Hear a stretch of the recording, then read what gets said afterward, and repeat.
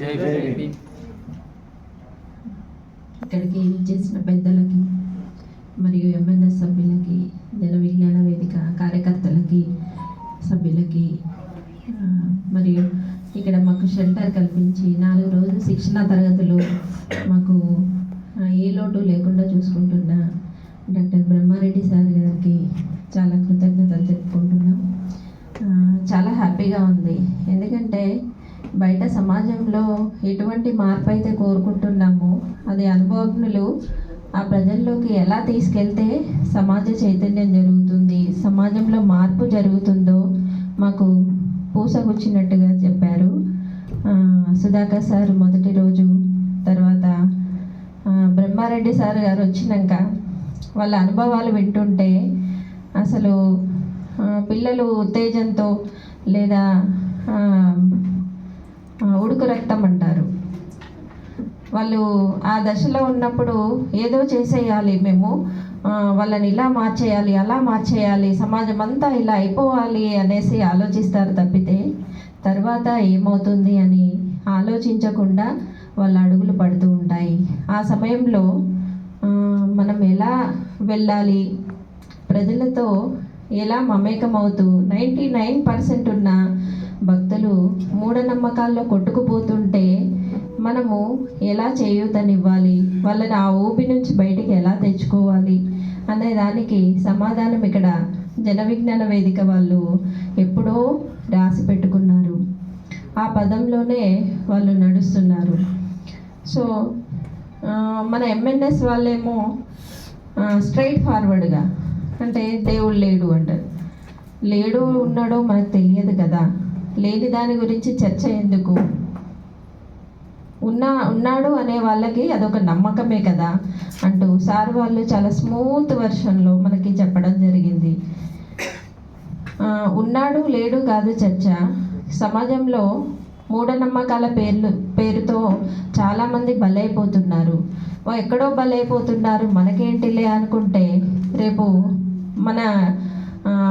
మన డిస్టిక్లోనే రావచ్చు, మన మండలంలోనే రావచ్చు, మన గ్రామానికే రావచ్చు, మన జిల్లాకే రావచ్చు, మన ఇంట్లోకే రావచ్చు, మనమే బలైపోవచ్చు. సో అలాంటివి జరగకుండా మనం ఏం చేయాలి అనేది చాలా ఎగ్జాంపుల్స్తో, సత్యం ఏది, నిరూపణ ఏది, ధర్మం ఏది, ఒక తల్లికి కొడుకుకి ఉండే మధ్యలో సంబంధాలు ఏంటి, ఎవరైనా ఎంతవరకు ఉండాలి, వాళ్ళ పరిధి దాటి మనం చేయకూడదు అనే విషయాలు చాలా సున్నితంగా ప్రజలు మనల్ని వ్యతిరేకిస్తూ వచ్చినా కూడా సరే అయితే అది మీ నమ్మకం, మీ నమ్మకాన్ని మేమేమనట్లేము, కానీ మా నమ్మకం కూడా ఒకటి ఉంటుంది కదా, మేము చెప్పేది కూడా వినండి అనే ధోరణిలో సార్ చెప్పారు. అలాంటి ఎగ్జాంపుల్స్ అన్నీ పిల్లలకి కథల రూపంలో వాళ్ళకి ఎలా అయితే అర్థమవుతుందో అలా చెప్పారు.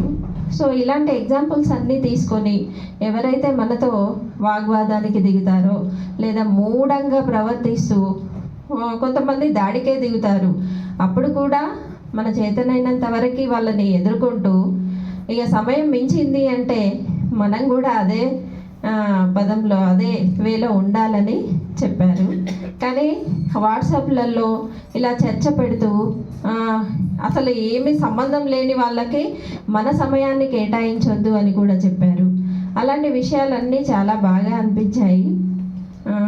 చాలా ఓపికతో, అంటే వాళ్ళు పని చేస్తూనే ఉన్నారు, చేపిస్తూనే ఉన్నారు, మనం కూడా మన వేలో మనం చేస్తూనే ఉన్నాం.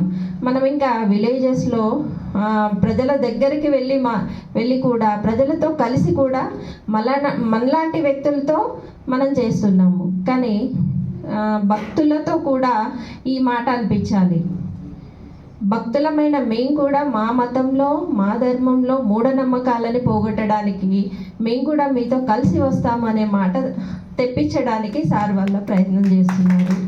ఆ ప్రయత్నంలో మనం కూడా భాగం కావాలని, ఆ మూలం అదే, ఎవరిదైనా సరే మన సమాజంలో అసమానతలు లేకుండా, మూఢనమ్మకాలు లేకుండా అందరూ ఒకరితో ఒకరు కలిసిమెలిసి ఉండేటట్లు జీవించడమే మన ధ్యేయంగా ఉండాలని చాలా చక్కగా వివరించారు.